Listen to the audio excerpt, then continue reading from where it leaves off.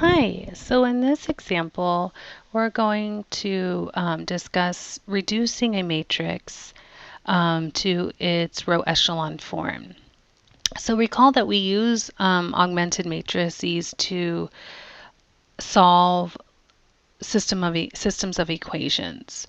In this case, we can see, and we like to call this a 3 by 3, right? Because we can see that we have 3 rows and 3 columns, and then here are the solutions, right, what it's equal to. So I like to put like a little dash here.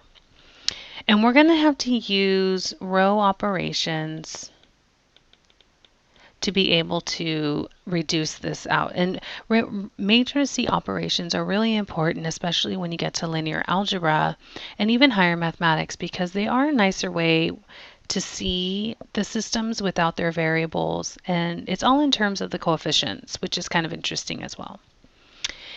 So the first thing I want to note is that I need ones on the diagonal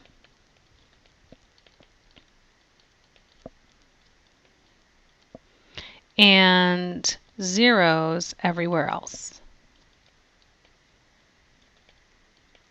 So I already know when I get to this matrix here, my final matrix, I know I'm going to have ones on the diagonal and zeros everywhere else. But the real question is, well, what goes here? Well, definitely not zeros or ones because we have these there. So we have to figure that out by doing row operations. So there's a lot of arithmetic in this and being organized. So it's very organized. And so essentially what we need are the values in the right column.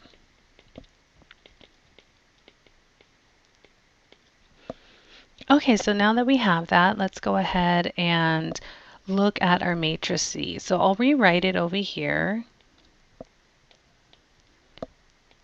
And 1, -2, 150, 0, 0, 1. So what I want you to notice is this last row here, row 3. Notice it's already in how it should be over here, 0, 0, 1, 0, 0, 1, 300. So this is actually going to stay the way it is. So that is okay. However, we're going to have to work with these first two. And again, we need to get zeros here, zeros here. I'm sorry, zeros here, zeros here, and here, and ones here. And the first thing, a rule of thumb, is definitely get the zeros first. And then secondly, we just divide out to obtain ones, to obtain the ones on the diagonal. So right away I do see that I can get a 0 here if I just simply add these two together. So, oh, I guess I could do that in blue. So what I'm going to do here is add, here's row 1, row 2, row 3. So I'm going to add row 1 plus row 2 and put it in row 1. So let me do that.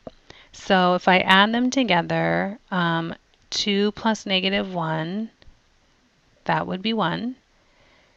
1 plus -1, that would be 0. And 3 plus -2, that would be 1. 250 plus 150, that would be 400. Okay, everything stays the same.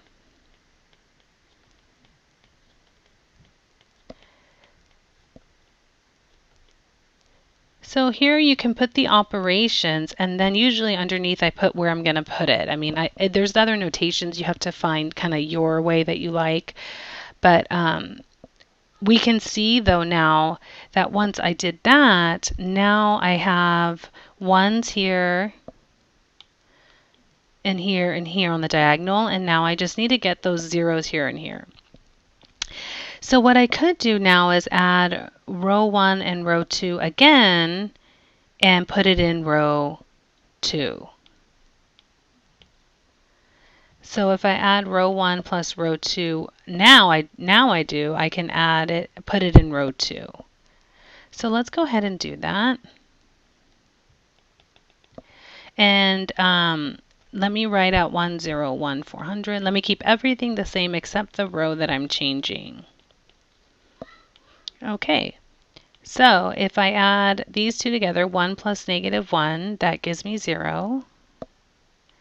0 plus 1, that gives me 1. And 1 minus 2 is negative 1. And 400 plus 150 gives me 550.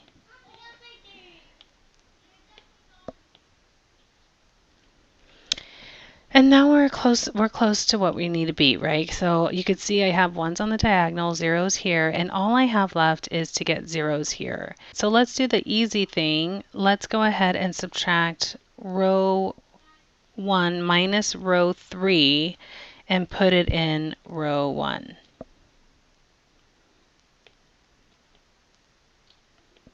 So if I'm going to put it in row 1, let me keep everything the same except row 1.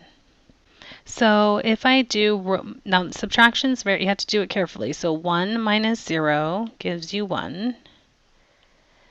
0 minus 0 gives you 0. And 1 minus 1 gives you 0. And 400 minus 300 gives you 100. Okay, and now you can kind of see what I'm going to do now, right? You could see if I needed a 0 here, I could add row 2 and row 3 together and put it in row 2.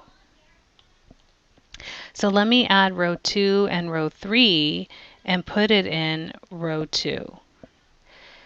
So this means that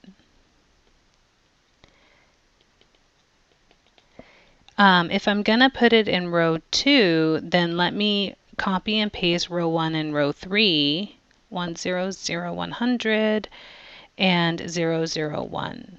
And so now if I add row 2 and row 3, 0 plus 0 will give you 0.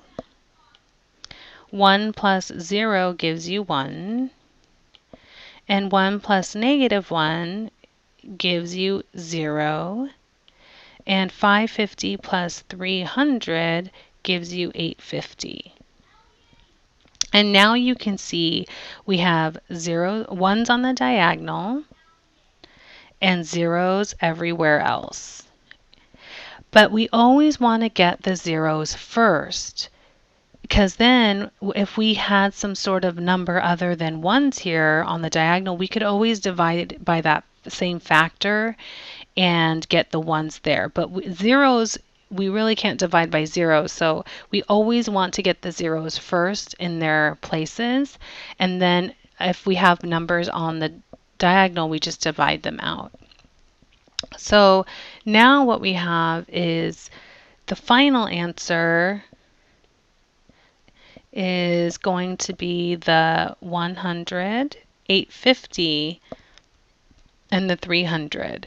And then just note that ones are on the diagonal and zeros everywhere else.